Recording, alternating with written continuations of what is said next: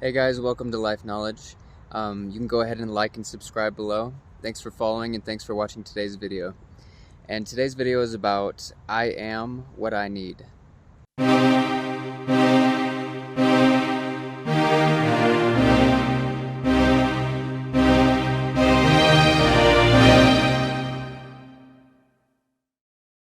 So a lot of people in their lives, when they're children, they start to learn from their parents a way or a coping mechanism, I would say, of how to deal with interpersonal relationships and just life in general. And sometimes these habits or these coping mechanisms are not the healthiest. Sometimes they can turn into codependency or narcissism, which is basically either being very selfish in narcissistic ways or being very empathic in like an empathic way, or selfless. Sometimes when we're too selfless or we're too selfish, we become either narcissistic or too empathic or codependent, as some people call it. And so the goal is to get yourself aligned in the center. Some people who feel like they give too much, they're too empathic, need to be more selfish. And some people who are too selfish need to be more empathic. It's a kind of thing you have to decide for yourself and listen to the people around you. And if people, call you narcissistic or they call you selfish, maybe you could start, paying attention to that and seeing like, am I selfish or am I not? Do I try to give to people? And maybe if you're too empathic or you're too codependent, you rely on people too much, you're too selfless, you're too giving, then maybe you should pay attention to that and start giving some of that love and that energy towards yourself.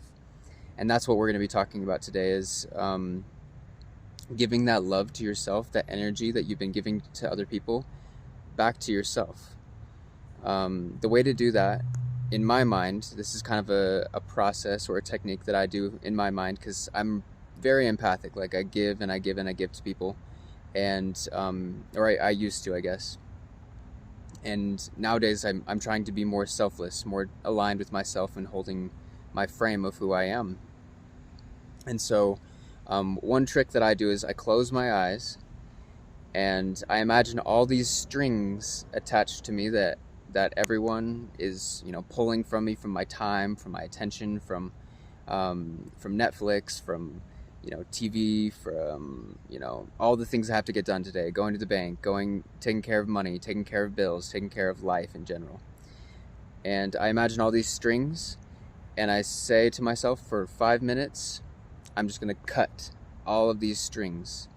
Kind of like, like if there's like a puppet master, like holding holding you up in the air, all these strings, I cut them. And just for 5 minutes, I feel free. And that's kind of one thing that's helped me, just imaginatively. You kind of feel the weight of the burden of all these things pulling you in different directions kind of dissipate a little bit. And there are many other ways that you can do this. That's one way you can do it, like through imagination or whatever. Other things to help you forget are healthy ways, obviously, of like exercise. Exercise is a perfect way to forget your problems. When you're focused on your exercise and when you're in the zone or getting a runner's high or whatever people call it, in your beast mode when you're lifting weights, those moments are times when you can kind of like forget everything in a healthy way. Obviously, alcohol, drugs, smoking, sex, those kind of things sometimes are not the best. No, often not the best, healthiest ways to forget things, and Netflix included, distractions.